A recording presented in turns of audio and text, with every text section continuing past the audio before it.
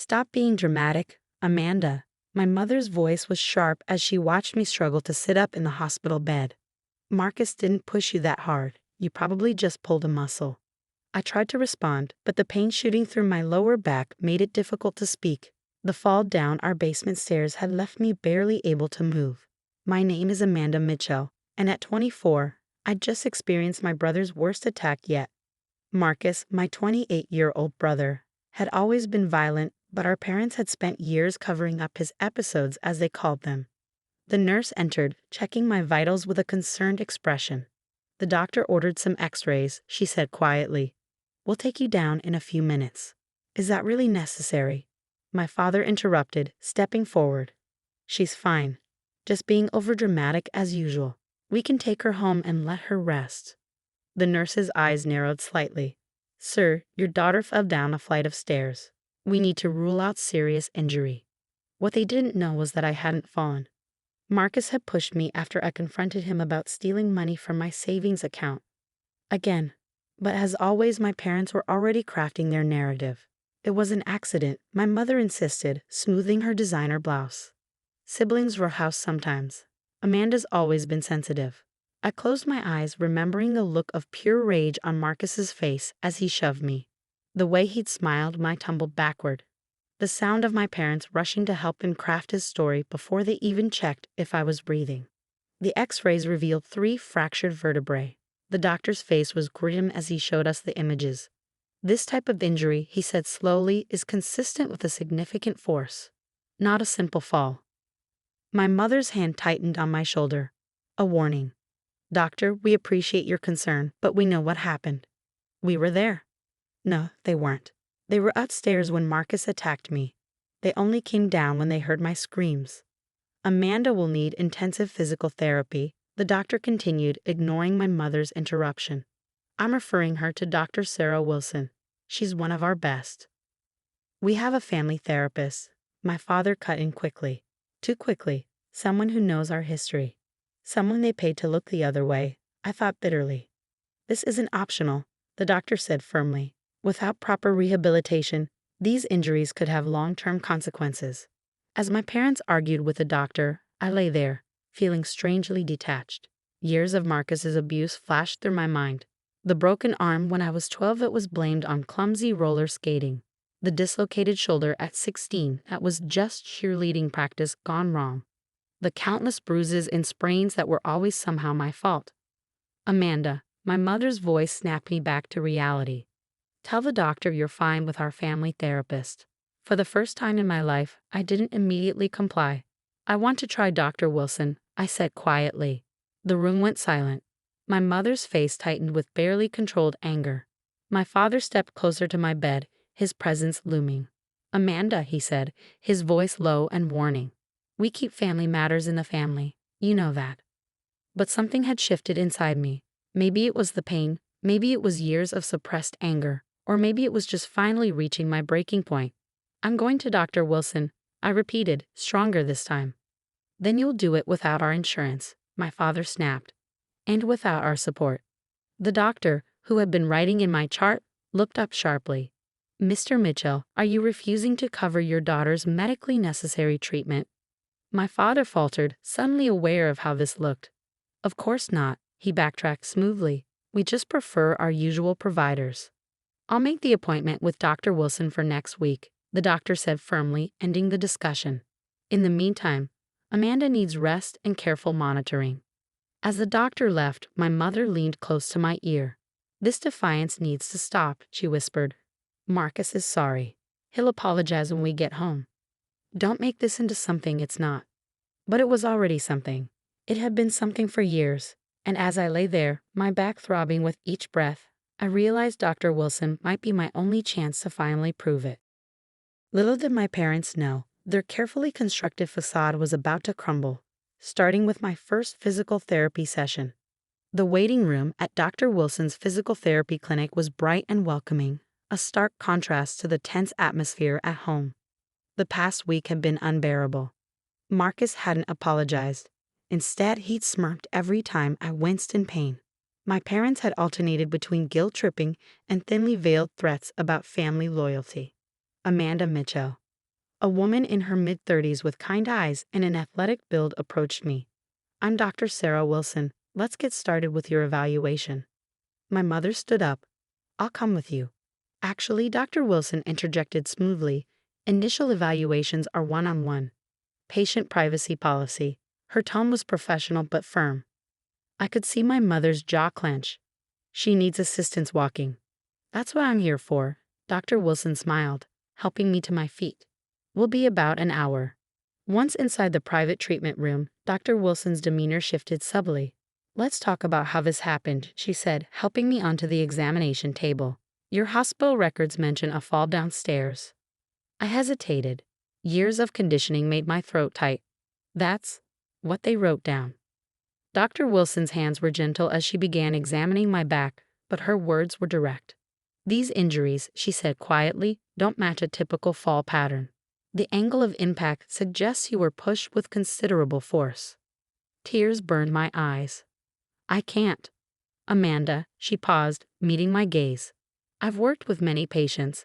I know the difference between accident injuries and intentional trauma. Your body is telling a story your mouth won't." Her fingers found another tender spot, and I flinched. "This bruising pattern." She traced the marks carefully. "It's older than your back injury." "I bruise easily," I whispered the familiar excuse. "No," she said firmly. "You have systematic trauma patterns. Multiple healing stages. Some of these injuries are weeks old." She pulled out her tablet, showing me detailed body maps. "See these marks? They're consistent with repeated physical abuse." My carefully constructed wall began to crack. "My brother?" I started, then stopped. "Has he hurt you before?" The dam broke. Through quiet sobs, I told her everything. The years of violence, my parents' cover-ups, the threats, the isolation, how they controlled me through financial dependency and emotional manipulation. Dr. Wilson listened, taking notes, her face professional but her eyes compassionate. "Amanda," she said finally, "I'm legally required to report suspected abuse." Terror gripped me. "They'll never forgive me." "This isn't about forgiveness," she said gently. "It's about your safety. Your brother's violence is escalating. These back injuries could have paralyzed you, or worse." "They'll say I'm lying." "Your body tells the truth." She showed me more detailed photographs of my injuries. "These patterns are unmistakable, and I've documented everything." A knock interrupted us. My mother's voice came through the door. "Is everything all right?" "It's been over an hour." Dr. Wilson squeezed my hand. "You're not alone anymore," she whispered. "But you need to make a choice. We can start your healing today. All of it, or you can go back to pretending. What do you want?" I thought about Marcus's smirk, my parents' lies, the years of pain and fear. "I want it to stop," I whispered. Dr. Wilson nodded, then raised her voice. "Everything's fine. Just finishing up our documentation." She quickly outlined a plan. She would file her report. I would stay with her sister, who ran a survivor's shelter, until safe housing could be arranged. Most importantly, I wouldn't go home today. "Your parents won't expect it," she explained. "They'll be focused on trying to control the situation here. By the time they realize you're gone, you'll be safe. They'll try to stop me." "They can try," she said firmly, "but I have evidence, documentation, and the law on my side. You have options, Amanda. For the first time, you have power." When we emerged, my mother stood waiting, tapping her foot impatiently. Finally, "How did it go?" "We've documented everything," Dr. Wilson said professionally. "Amanda needs extensive therapy. I'll be sending my complete evaluation to her insurance company." I saw panic flash in my mother's eyes. She knew what documented everything meant. "We'll discuss this at home," she said sharply, grabbing my arm. Dr. Wilson stepped between us. "Actually, Amanda has another appointment now. Insurance requirements. I'll have her home later." "This is ridiculous." "She's coming home now." "Mrs. Mitchell," Dr. Wilson's voice was steel wrapped in silk, "your daughter is an adult, and right now, she's my patient. I'll make sure she gets where she needs to be." My mother's face contorted with rage and fear. She knew she was losing control. "Amanda," she hissed, "remember what we discussed about family loyalty." I met her eyes, finding strength in Dr. Wilson's solid presence beside me. "I remember everything, Mom. That's the problem."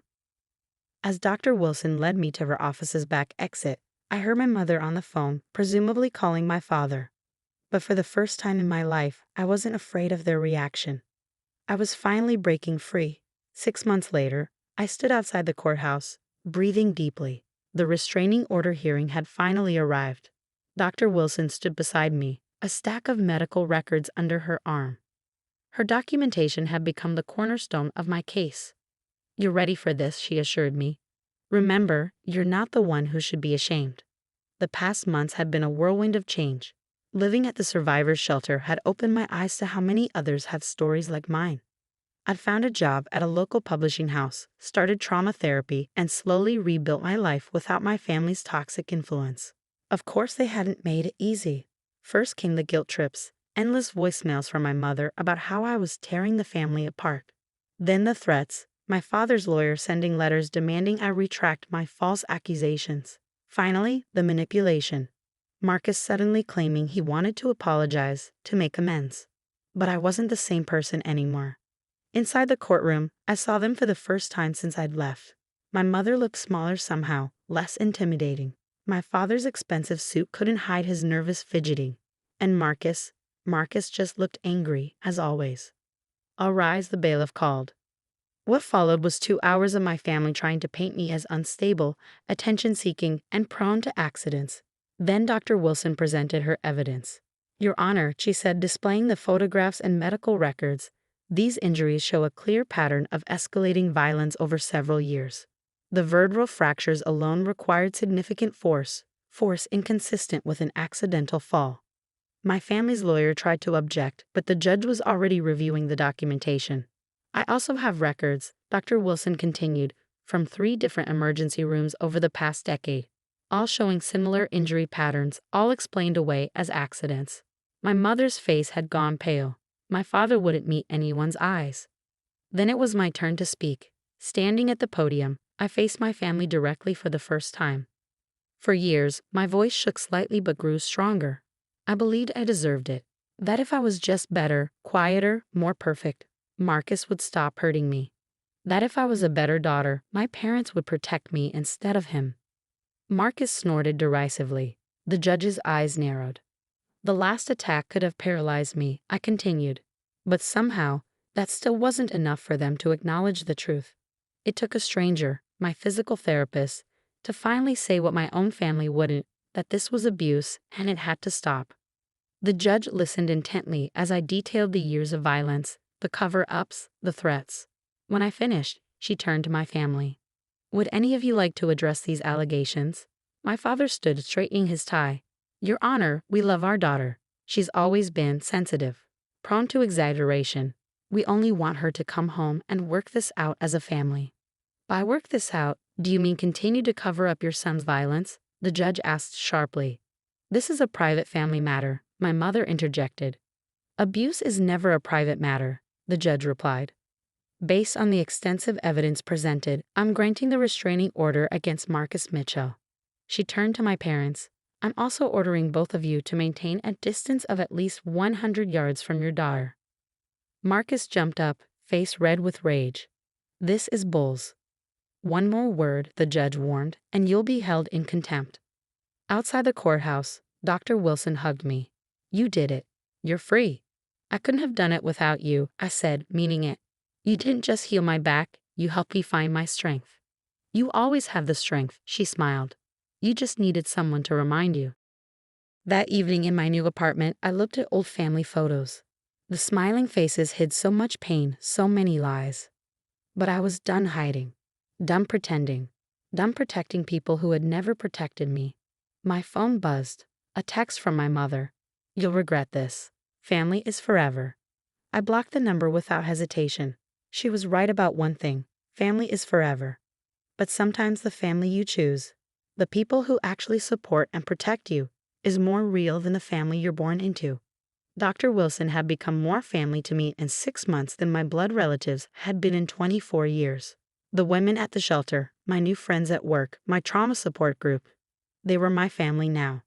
I put the old photos away in a box. Maybe someday I'd look at them again when the pain had faded more. But for now, I was focused on my future, a future without fear, without violence, without having to pretend. For the first time in my life, I was truly healing, not just my back, but my heart and soul too. And nothing, not even family, was worth giving that up.